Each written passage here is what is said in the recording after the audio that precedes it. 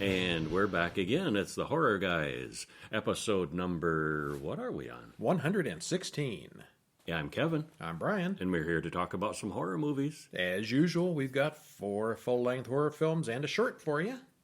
We got some good ones, and we got some... Okay ones. Okay ones, yeah. Yeah, and one that's might not really be horror. And well, it was advertised as horror, it so was. we watched it. So we'll save you the trouble, We were kind of misled on that one, because it was on a list of horror movies you should see because they're really terrific, and it was some people's version of horror. It was is different pretty darn than good, ours. but this is not really a horror movie. Oh well. But so we went ahead and went with it anyway. Yeah. Yeah. So we're going to start out with Haxan, or maybe it's Haxan, or because it's some kind of Swedish title. The Maybe first A has two little dots over it, so it's yeah. It's a silent film from 1922. Haxan. You should see it. It's good. And then the one we said wasn't quite horror is Rust Creek from 2018. And then we have Apostle from 2018, which was definitely a horror movie. Yeah. And a new The one Stairs. called The Stairs. That we saw at the Horror Hound Film Festival. That's a full-length movie. It's a good one. It's 2021. I don't think it's actually been released to the public yet, so you may have to keep your eye out for this one. I'm told that this one is good, but the Horror Hound, because of my schedule and so forth, I missed a chunk of it due to sleep. So you're still looking forward to Brian this stayed one. up and watched it, and yeah, I had to sleep in preparation for working that night. So you'll hear from Brian about that one. Yeah. Where you want to start? Well, how about with the old one, the Haxan? Haxan. 1922, directed and written by Benjamin Christensen. Stars Benjamin Christensen, Elizabeth Christensen, and Maureen Peterson. And it's an hour and 31 minutes. And it's so weird to watch these old ones like that where nobody is alive in these anymore. No one. Like no one. None of the crew, none of the nobody. Even if there was a newborn baby in the movie, they'd be dead They'd be 100 now. years old now. Yeah. It's just weird. I mean, an observation. Most of the and children someday, of the people in these maybe movies 100 are years dead. from now, people will be watching films from 2020 and saying, "Oh my gosh, all these people are." The way CGI and computer-generated actors are appearing, I think the stars of today will be stars forever. Well, they could be, yeah, but at least the good ones. But they won't be alive necessarily anymore. That's true. No, it's just weird, to see old things like this. Yeah. This old, where everybody. Wow. Everybody in any capacity involved with this thing is long gone. Yeah. All right, well, did you like this one? It was weird. It was interesting. Yeah, it's not a story type film. It's more of a documentary or a history lesson, if you want to go that way, about witchcraft. Yeah, different. Yeah. So we start out with a dedication from the film's creator, thanking various people and stating that this is a documentary with moving pictures. Because documentaries were kind of a new idea in 1922. Yes, it's very like much so. It's like a book, only it was moving, groundbreaking. Yeah, it was. And the special effects were pretty darn good. Yeah, I thought if you'd think documentary, it's going to be boring. No, it was not. It was interesting. Yeah, a silent documentary is going to be doubly boring. It's not. Yeah. The belief in witchcraft is as old as mankind, we're told. We then go to Persia, where we see old drawings of men with animal heads. There are still photos of archaeology relics and drawings of supernatural creatures, such as Anubis. There are dioramas showing beliefs of what the stars really are. And, it really is a documentary. We see the Earth, the planets, the stars, as well as heaven and hell, along with their respective locations. And this is definitely the slowest part of the movie, because it is a lot of pictures and history, and it's like 10 minutes of kind of a boring lesson. And they don't necessarily present this stuff as real. They present it as, this is what people believe and have believed through history. Yeah, I don't think they believe this stuff even in 1922. That the heaven is above us and hell is down in the ground. Some folks still do, but... Well, yeah. But the witchcraft and the various, witcheries and magics and things that they talk about, Well, then there is literally an explanation on the various title cards, and then pencils and pointers. There's a picture of somebody pointing at something on the picture with a pencil. Like, this is the part you're supposed to be looking at here. Mm-hmm. Back before computer graphics. Indicating what part of the picture we should be focusing on. There's an explanation of witches and their behaviors. And it is explained, shocking, that people in the past slept naked in their beds. Well, that's just inviting devils and demons. I guess that was scandalous in the 20s to sleep unclothed. I didn't realize that was a thing like that. Well, in a black mass, Satan gives all the participants devils' names, and there are numerous pictures of what goes on during a black Sabbath. And this is a video reconstruction, and it was kind of cool. Mm-hmm. We move on to the next part of the film with live action instead of drawings and art. We see a scene from 1488 with an old woman cooking over a pot. Some men bring in the dead body of a thief. They decide his finger is too dried out, so they have to moisturize it before cooking. There are toads, worms, and other live ingredients in the witch's pot. A woman comes to the door wanting a love potion, and Karna the witch fixes her right up. We see the woman giving her man the drink, and he's suddenly very frisky. She asks for a stronger potion, and Karna obliges. This time, he chases her around the room and out into the fields before catching her. She plays hard to get. I mean, she asked for this potion. Chase me, chase me. Yeah, and then like she's a like, cat. "Oh, come get me, come get me." Yeah. I want to get caught. I don't want to make it easy. Yeah. Well, two men bring in another dead body. This time they cut open the body to learn the science-y goodness hidden inside. A woman watches them through the window and calls for help against those two witches. The devil is everywhere and can take any shape. We see this demonstrated in several vignettes where the devil crawls into people's bedrooms and lures them outside. We then see Karna the witch again, this time summoning Satan's helper, Apollon. Apollone? Apollon? I don't know. I bet it's a Pelony or It's something. title something cards. more We like didn't hear that. anybody say Yeah, it. nobody says anything in this. To deal with an old woman with a drinking problem. We then switch over to talking about the Inquisition, which I didn't expect. Did you expect it? I never expect the Inquisition. Nobody expects the Inquisition. We are then shown a witch trial reenactment. A man is on his deathbed, and the wife says a witch must be behind her husband's sudden illness. The doctor comes in and waves molten lead to help him recover. This lead man also blames a witch for the man's malady, because nothing heals like lead. Yeah, so he's using. Here's a man using mumbo jumbo, saying other mumbo jumbo's at fault. Yeah. Because Well, not to mention lead is bad for you anyway. He didn't administer the lead or anything. Right, he just yeah. waves hot lead over the guy. Like this is gonna. Well, this is science though, because it's using metal and. Maria the Weaver comes in, and she's a scary-looking old woman. Guess who gets the blame for being a witch? 3 guesses. Yeah. They grab the old woman and literally throw her into a cage. They search her for witch powder. They also put old Maria in the stocks and question her repeatedly using good cop, bad cop techniques.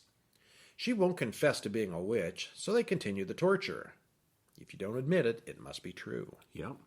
To avoid the pain, she finally admits to giving birth to demonic children, and we get a great shot of that actually happening. Then she talks of flying on her broom, and we see dozens of witches flying over the town on brooms. We then get a flashback to her dancing in the woods with devils and demons, and even the devil's own grandmother was there. The devil's grandmother, that just opens up all kinds of new questions, doesn't it? Yeah. Does the grandmother have a family of her own? What were Satan's parents like? The devil's great grandmother, and it has to start somewhere, doesn't it? I'm the devil's brother-in-law. Yeah. Well, she cooks up a meal of toads and dead baby's blood for everybody to enjoy. Then, as the party is winding down, all the witches get to kiss the devil's behind. And you see him literally bend over and get his butt kissed by all the witches, standing in line to do it.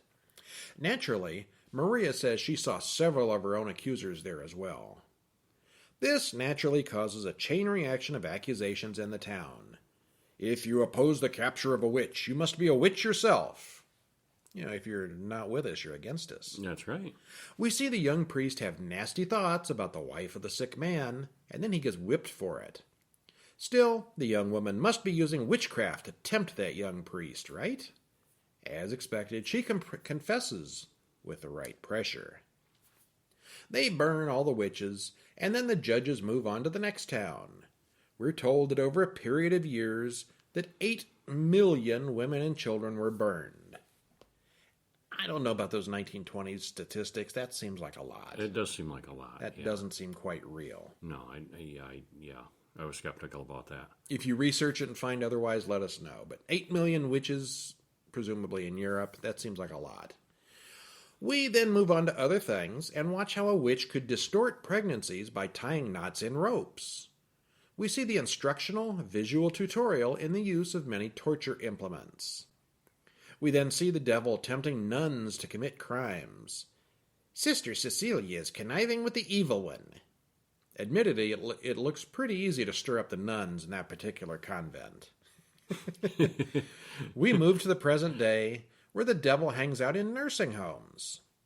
We see many old women in a nursing home, women with humpbacks, the shakes, one eye larger than the other. These are all signs of the devil. We then look at what a modern, as of 1921, woman believes about seeing the devil in the world. Then we see an actress portray many types of mental disorders. Because, possessed people of the past are just have mental issues today. Sleepwalking, pyromania. She couldn't keep from lighting fires when asleep. He compared the devil's possession to what we now call hysteria. Instead of the devil, now doctors, actors, and other celebrities come to call on women at night in modern times. What? Doctors and actors? Gotta watch them actors. Next, we see the same actress with kleptomania. She blames her condition on her husband dying in the war. In modern times, we don't sit in church in literal fear of the devil or of witches, but superstition is still rampant, we are told. We see an old woman reading the tarot cards for a client. And again, we see the hysterical woman in the clinic. So, witchcraft is gone. Today we have hysteria. Right, yeah. Hysteria is a nice generic word for lots of things. It is very generic, yeah. You hear somebody who's hysterical, it usually means they're panicking in fear and all that, screaming. That's the modern meaning of it. In the past, it meant any kind of mental illness for the most part. Pretty much, yeah, and mostly female. Oh, yeah. Men don't get hysterical. Almost always, yeah. Okay, so Haxan means the witch, which is the main film of the main theme of the film focuses on witchcraft, detection, punishment, and the way accusations spread. Well, all I can say is documentary filmmaking has come a long way. Once the live-action portion began, it got a lot more interesting. At one point early on, I paused the film to make a note and mentioned to Kevin that where I had paused looked like artwork. Yeah, there's a lot. Yeah. There's a live action, but if you pause it, it looks like one of those old, the 16th century paintings or something. Tableau. They put a lot of effort into the visuals here. There are drawings, paintings, live action, stop motion, and every visual effect known at the time. I was really surprised at how graphic this was. There's blood, nudity, obviously sexually suggestive situations, and plenty of torture. But it's okay because it's a documentary. Yeah, well, I think the audience enjoyed it. Yeah. It may be the least educational documentary I've ever seen, but there's no arguing that it was entertaining. Yeah, it was. They put a huge amount of effort into the costumes and scenes, and there's also no arguing that they were really pushing the envelope in a time before censorship was even a thing. And it's pretty easy to find online. Available to watch. Yeah, I don't remember if this was on YouTube or not, but yeah, we watched it online somewhere. Mm-hmm. All right. Now, Rust Creek from 2018. Uh-huh. Directed by Jen McGowan, written by Julie Lipson and Stu Pollard, stars Hermione Corfield, Jay Paulson, Sean O'Brien, 1 hour and 48 minutes. And I'm looking at the IMDb entry, which lists this as the genre's crime, drama, thriller. Okay. Why was it on the horror list? I don't know. Yeah, I didn't really look into it that close before we, just went by the description even the description in that list made it sound more like a horror movie. Oh, yeah. And, when we're looking for new films, we usually look to see what people are recommending, and this is on a list of stuff. top 10 horror films of 2021. Or films you have to see, and yada yada. And, Well, it was 2018. It wasn't a new list. All right. But you know, Well, maybe it's been some released. list out there. But yeah, anyway, so Okay, we saw it, we don't believe this We one don't regret qualifies it. as horror, but we it don't was regret good. it. So it's good enough. We're gonna list it anyway. Yeah, Well, it had some tense moments, but yeah, I wouldn't call it horror. Some people do. yeah, yeah. Did you like it? I did. Yeah. Yeah, I thought it was good. Yeah, I was entertained throughout. Yeah. All right, so Sawyer gets a call to set up an interview in Washington, D.C. next week. She's a college student, and this is going to be her first job out of college. She plans out her route and gets packed up for her trip. There's traffic, and her GPS suggests an alternate route. She stops at a dead end. "That's not even a road," she complains as she turns around. The GPS keeps saying make a U-turn if possible. Credits roll. All right, so never trust your GPS. It lies. Sometimes they do. "Think they seen us?" says the man bearing a dead body near where Sawyer stops to turn around. I'm not sure that it was a dead body. No, later. they were burying something. Yeah. It could have been waste from the process, or we don't know exactly. At the what. time, I was Something- under the impression they were burying a body, and I don't see where that hurts anything. No, it might not have been. I don't think it was, but There was mention something- of an Indian guy or something that came and hung himself. Yeah, Maybe he wasn't the only body. yeah. We don't know. We don't know, but So anyway, Sawyer stops to consult her map when a pickup truck stops to help. The two guys inside are the ones who were burying the body, or whatever. They invite her home with them for dinner, and she gets creeped out. The two rednecks want this young college girl to go home with them, and yeah, she's not going to fall for that. She fights them off pretty well, but gets stabbed in the leg before running across the field and into the woods. Night falls. The next morning, the sheriff finds Sawyer's car and runs the registration. The sheriff stops by Hollister's house, and he says he didn't see anything. He was one of those guys out there yesterday. Mm-hmm. He sees that Buck and Hollister are both injured, which is suspicious, because she beat the crap out of them. no, we just fell We down. fell, yeah. Clumsy, yeah. Sawyer's leg is cut pretty badly, and she has to do some first aid on it before she can walk. She limps along before stopping for a break. That's when the two guys drop her car off a cliff right in front of her. She hears that they plan to kill her when they find her. She also manages to find her cell phone in the wreckage, but there isn't any service. And the battery dies. Yeah. She tries to make a voice recording explaining what happened to her, and then the battery dies. Yeah. It's a rough day. It is. Just She not pa- going her way. She passes out as a strange figure approaches. She wakes up in bed. She gets up and finds a man there, but she passes She's out. saved. But she passes out before anything happens. When she wakes up, she finds out that he's a meth cooker in a mobile home, and his name is Lowell. She tells him her story, and he explains the finer points of cooking meth, including telling her which chemicals are the most dangerous. Chekhov's chemicals. Yeah, you think? Yep. That's what I thought. Meanwhile, Sheriff O'Doyle is clearly in on it with with Hollister and Buck. Which we did not know at first. No, he seemed like a that was good very guy. clever how that was done. You know, since we It's find really out well- later that he was in on well it, written. why did he call in the missing car? Why wouldn't he have called those 'Cause- guys and said, "Hey, what do you know about this first?" Because the deputy was there. It wasn't just him. He had to. Oh, give was it- the deputy with him the first time? Well, the deputy knew about it. Well, because the sheriff called it in. Yeah. If the sheriff had kept his mouth shut, Well, he didn't know at the time. All right. That it was anything. It could have been something. He was also really being a sheriff. yeah. He didn't know it was connected at that time. Okay, well, the deputy overhears the sheriff on the phone, and that goes badly for the deputy. The state police get involved on Sawyer's missing person case, and he says he'll look into the deputy as well. Oh, hey, look at that. Sawyer's ID is in the deputy's locker. Frame up. Mm-hmm. Sawyer and Lowell bond over their meth cooking. What? Hollister comes to pick up some meth, and he notices Sawyer's footprints. They barge into the house and catch Lowell and Sawyer. Sawyer uses her chemical knowledge to turn the tables very quickly. Sawyer gets away, but there's still the sheriff to deal with. Sawyer makes it to the road and is immediately picked up by the sheriff, who she hasn't seen before and doesn't know is in on it. He walks her out into the woods, planning to execute her. What will happen? What goes from there? Well, it's slow moving, but it's definitely very suspenseful. It's very tense, and Yeah. you're definitely rooting for her. And Yeah. it was really well made.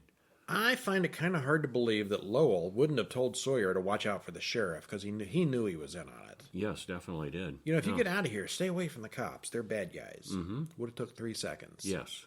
And she was with him they for were a like week or more, It was at like a least. week. Yeah. Uh-huh. Still, it moves quickly, it looks good, and it all makes sense. No one does anything particularly stupid. From their own point of views, everybody does the right things. Everybody's the hero of their own story. That's right. Yeah. And it's all pretty much believable. I was entertained, but I wouldn't call it horror. Big thumbs up, but not really a horror. Yeah. Yeah. Thriller. Definitely, yeah. All right, and then like usual, we saw a short film this week. Which was definitely a horror movie. Oh, yeah. Yeah. Nice little bit of work here they did. Called Filtered from 2021. Written and directed by Vincenzo Nappi. Stars Jasmine Winter and Marco Carriero. 5 minutes, 40 seconds. And what'd you think? I liked it. I liked it. Yeah. Thought it was good. Yeah. Short, very nice. very simple, not much to it, but it was all well done. It was good. Yeah. Yeah. Jasmine logs into her computer and chats with Marco. We soon see her webcam view and his phone camera view. So they have a normal, boring conversation that gets a little bit cringy at points, and then they start playing with the camera filters. Then things start going strange. Yep. Well, it's probably a good thing you can't smell over video calls. Yes, she calls him in the bathroom, Yeah, and he's answers. on the toilet. Okay, I don't know what I was expecting here, but this wasn't it. This film could have been, and probably was, recorded from actual video chats. And that's not exactly the first film of that type we've seen this year. We've seen a few Skype call movies. Mm-hmm. Yeah. But this one is definitely well done and worth a watch. Take a look. Yep, you should check it out. 5.5 minutes, easy peasy. All right, The Stairs or Apostle. What's next? Well, why don't you tell us about The Stairs? All right, well, The Stairs I saw during the Horror Hound weekend a few weeks ago, and this was maybe not my top favorite, but this would be my number 2 out of all those films, I think. I liked this one. 2021, not really released to the public yet, so keep your eye out on it. Directed by Peter Drago Timon, written by Jason Lowe and Peter Timon, stars Adam Corson, John Schneider, Brent Bailey, and some other faces that are kind of familiar. Hour and 33 minutes. And I liked it. Okay. Well, 11-year-old Jesse's mother complains to her mother that he's being bullied at school. They're visiting Grandma and Grandpa Martin. Grandpa and Jesse go hunting. Grandpa steals Jesse's bacon, but only as a favor to him. You know, bacon's not good for you. Here, give me that off your sandwich. Oh, Kathleen Quinlan. She is. Okay. Yeah. And John Schneider, Dukes of I was Hazzard, and thinking, Superman, she and all looks, that. Yeah, okay. Yeah, they're the grandparents. Okay. Jesse shoots a buck, and yeah, maybe in Stuck in the Past, it's hard to picture him as a grandfatherly type. Yeah, I'm still picturing John Schneider, as one of the Duke boys. Well, he's not super old, but he's generally been playing fathers and grandfathers for a while now. I know, he was Superman's father in the He doesn't look too TV bad show. for whatever. Oh, yeah, he looks... Well, How old is he? He was born in 1960. And So looks, he's just now 60-ish. Okay. Yeah, and he looks good for his age, but I still... wait, but he was... Wasn't he 21? He's not young and hot anymore. I mean, he's still kind of hot, but he's not young anymore. This is not an indicator that he's old. It's an indicator that you are. Nuh-uh. You remember that. Nuh-uh. Yeah. Okay, so Jesse shoots a buck, and they have to follow the blood trail. Jesse stops to eat a cookie, and he throws a piece at something in the woods. He follows the thing into the woods and sees a strange staircase that goes nowhere. It goes up to a small landing and then splits in two and stops. It's just this big, ornate marble staircase out in the middle of the woods. In the middle of the woods. And it's perfectly clean and out of place. Something grabs Jesse and he screams. Grandpa chases after him and shoots the thing. Credits roll. So this is like a whole story even before the credits get going. A lot happens before the credits. Huh. 20 years pass. Josh and his brother Nick are going hiking in the same area. The guy at the shop warns them about the blood moon tonight. People go missing during the blood moon. Well, they join up with Rebecca, Jordan, and Doug. Nobody likes Doug. The five set off into the woods. What The hell did you invite Doug for? Says pretty much all of them. Nobody likes Doug. Nobody likes Doug. They walk all day and come across some kind of shelter that someone built out in the woods. This is like one of those, twig and stick homes that they teach like to make in the Boy Scout kind of things. Yeah, okay. Rebecca stops to tie her shoe and has a vision of some kind of zombie monster woman. While they're taking care of her, Doug screams and vanishes. Nope, he's just swimming in the river. He gets out and he's covered in leeches, which the others find hilarious. Ew. Never swim in the river. You just know, no. They continue on and come across an agitated man in a business suit way, way out in the woods just talking to himself. His head's been cut open badly, and there's a wounded woman with a baby there as well. This woman is the same one Rebecca saw earlier. The man draws a gun and runs our group off. The man then shoots himself in the head, but goes right on talking to them. The baby turns out to be a huge worm creature. These three are ghosts or something. It ain't quite right. Well, they can't turn back as it's nearly dark. They set up camp far too close to the three ghosts. Doug has a sexy dream, but as this happens, something pulls him out of his tent. Something tears him apart while the others sleep. He screams, which wakes the others, and they go off to find him in the dark. Naturally, they all get lost, but they do see a light in the woods. It's the stairs. The stairs to nowhere have little chandeliers hanging from them that light up in the dark. Josh hears Doug yelling inside and finds a door at the base of the stairs. They force the door and go looking for the voice in this underground industrial space. They find Jesse, who's still 11 years old. This is 20 years later. That's a trick. They see a huge subterranean industrial complex with a growling creature lurking somewhere. Jesse says, "It's one of the hunters. The doors change. It's never in the same spot." And I'm going to stop there. The full review, including spoilers, is available on HorrorGuys.com, but I'm not going to ruin this one because I know you haven't seen it yet. It's too new for that. I haven't seen it yet. You haven't seen it yet. That's how new it either. is. Even one of the horror guys hasn't seen it. But I really liked it. So I really liked the super long pre-credit sequence. It was like a whole separate movie almost. Neato. The hiking sequence is good too. The subterranean bit is also good. It's almost like they made 3 different movies. Nick, Jordan, and Jesse could have just stayed in the RV until morning. We didn't talk about that, but they hide in an RV at one point. Mm-hmm. And, okay, more spoilers, and I want to know where all the underground stuff came from. It wasn't alien, because we see that there are signs on the wall written in English. Just very weird. The cast here is excellent. It was obvious who was who and what everyone's names were, which is one of the things that I always watch for. Yeah, it is. Yeah. When you get halfway through a movie and you can't tell who the name the characters, you know you got a problem. They were all interesting characters in an interesting situation. The monster, it was obviously just a guy in a suit, but the build-up and suspense made it all worthwhile. Definitely one of my favorites this year. All right. And then we move on to Apostle that we both saw. We saw Apostle. This is 2018. This was on one of the streaming services, I think. Was it Shudder? No, it wasn't Shudder. Amazon. I don't remember. I think maybe Netflix. Which one did Netflix, we watch it? Definitely Yes, that's Netflix, right. We watched yes. it on Netflix. Written and directed by Gareth Gareth Evans. Stars Dan Stevens, the guy from Downton Abbey, Beauty and the Beast, and a bunch of things. Richard Elfin and Paul Higgins, 2 hours and 10 minutes. So it's a long one. It is, yeah. What'd you think? Overall, big thumbs up. I liked it. Okay. Yeah. It was long. It was long. Yeah. It had a payoff in the end, and it's, but I'm hesitant to say that it was worth it. It was long. Well, I've heard I remember pausing 3 times and saying it was long. Well, the expression, that if there's an actor that you like so much you could be entertained watching them read the phone book. Yeah. If you feel that way about Dan Stevens, okay, it wasn't that boring and slow. But, okay. But no, it was slow. It was a really slow burn. It really was. Yeah, yes. Yeah, long. Yeah. But I liked it. Yeah. Okay. Yeah, I was entertained. I think overall I liked it too. I would say it was worth watching, absolutely. I'd give it a solid 8.5, up there.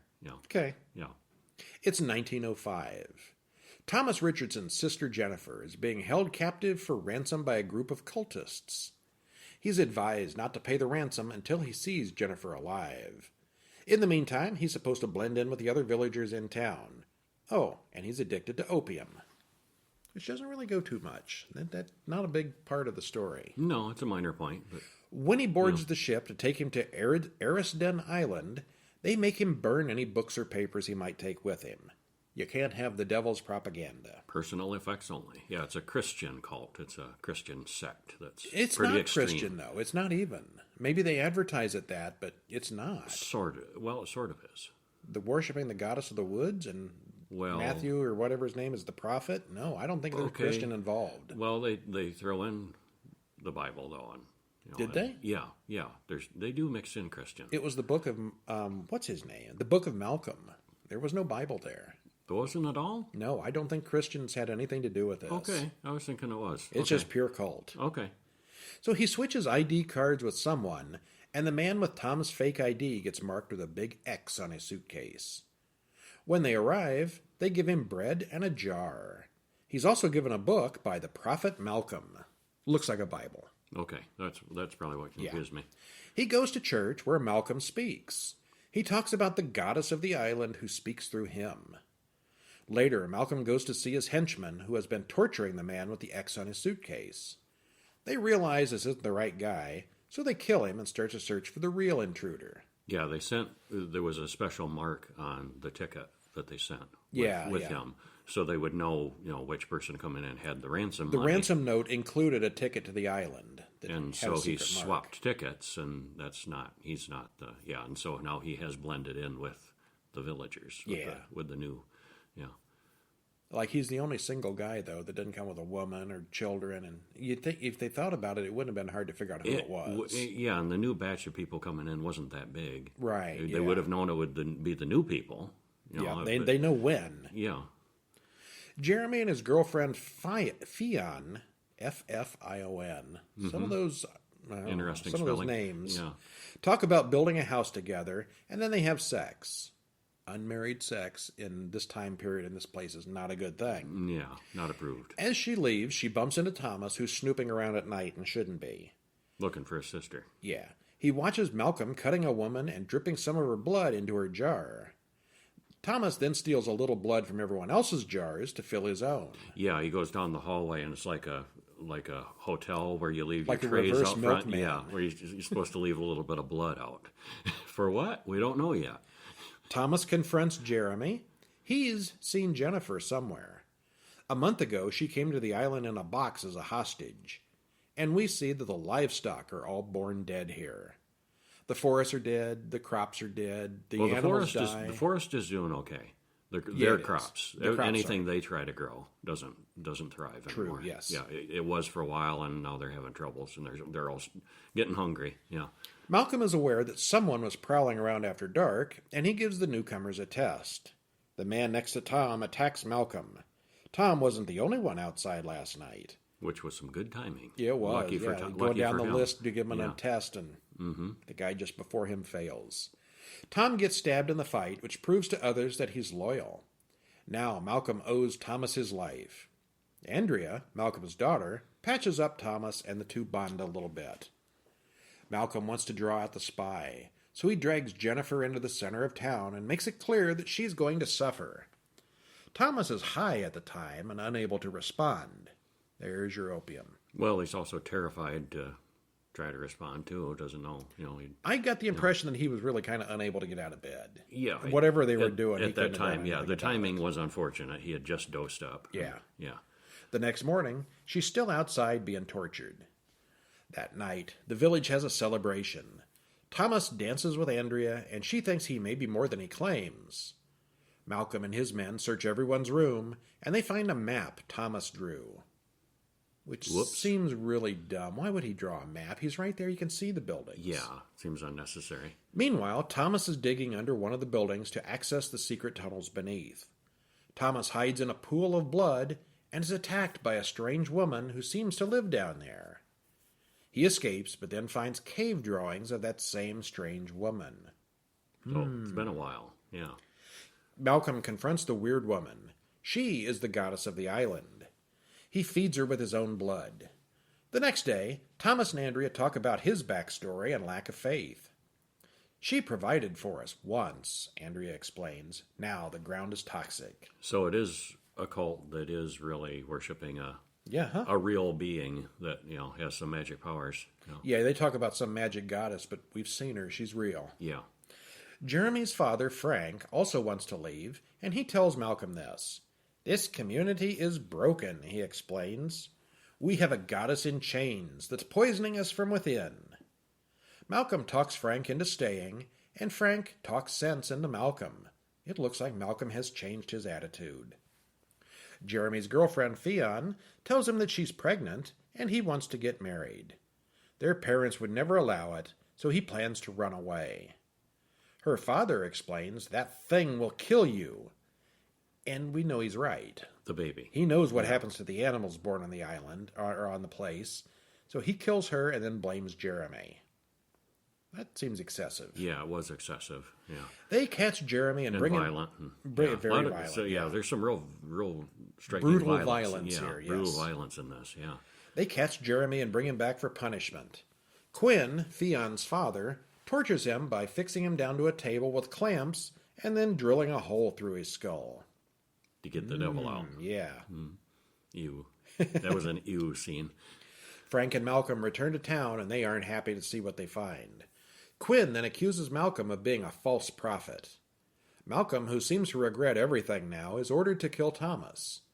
Andrea begs Malcolm not to hurt Thomas, but before he can do anything, Frank comes out shooting and lets Thomas get away into the woods. Quinn shoots Malcolm as Thomas sneaks into the barn. Thomas finds the goddess and her blood-drenched feeder workers in there. She has little minions. Well, just one, I think. Is it just one? One Okay. minion guy, yeah. Well- And it's not, it's sort of her feeder. I mean, it's her feeder, but the minion works for the town, not really for the goddess. He's part of the Is he setup human? to. He's got a Yes, weird-looking yes. face. Oh, I think it's just wrapped in goop. Yeah, I think he's just a guy. Okay, I'm not sold on that exactly, but okay. Yeah, I think it was. Yeah. All right, so anyway, he also finds Jennifer, who's bagged up as food for the goddess. The servant knocks out Tom, and Quinn takes Jennifer away. When Thomas wakes up, he's chained to a meat-grinding contraption that looks really gnarly as he loses part of his hand in it. They fight quickly, and the servant dies painfully. Mm-hmm. And messily. Oh, yeah. It's Lot That's of a blood in messy this. fight scene. Yeah. Thomas confronts the goddess. She says she's been waiting for him.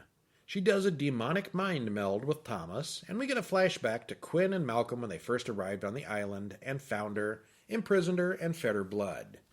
The sick old goddess seems really glad to see Thomas. And the reason they imprisoned her and fed her blood, they realize, almost by accident, discover that when they feed her blood, the plants all blossom and bloom, and the crops were just booming. It don't work like that initially, anymore. but it stopped working. Yeah. For some reason, she's soured it, and yeah.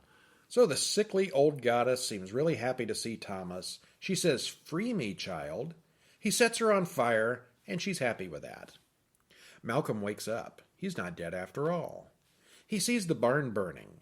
Meanwhile, Quinn has Andrea and Jennifer and spends entirely too long monologuing. Yep, if you're a villain, don't monologue. Too much of that.